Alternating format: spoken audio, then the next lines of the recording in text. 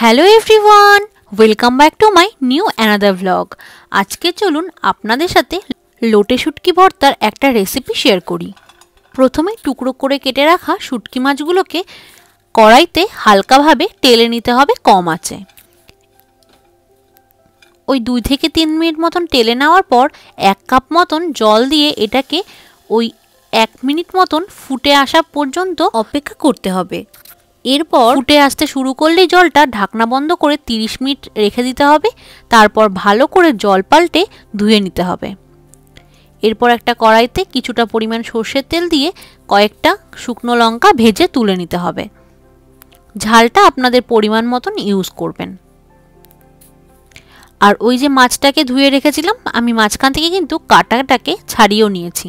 তারপর কিছু পেঁয়াজ কুচি করে নিয়েছিলাম আর 1 মুঠ মতন রসুন ওই তেলেই দিয়ে দিয়েছিলাম।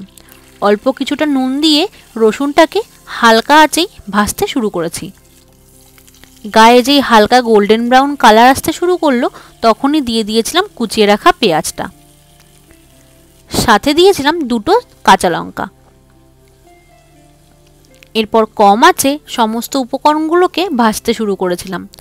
এভাবে নরম হয়ে আসলে, হালকা গোল্ডেন ব্রাউন কালার হয়ে আসলে সমস্ত উপকরণগুলোকে তুলে নিতে হবে।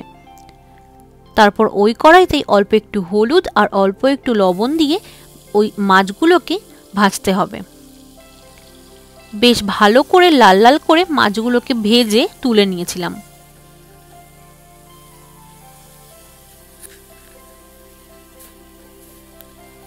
আর এই মাছগুলো ভাজার সময় অবশ্যই কিন্তু আঁচটাকে একদম কম রাখতে হবে, না হলে পুড়ে যেতে পারে। সমস্ত ভেজে রাখা উপকরণগুলোকে ঠান্ডা করে নিতে হবে।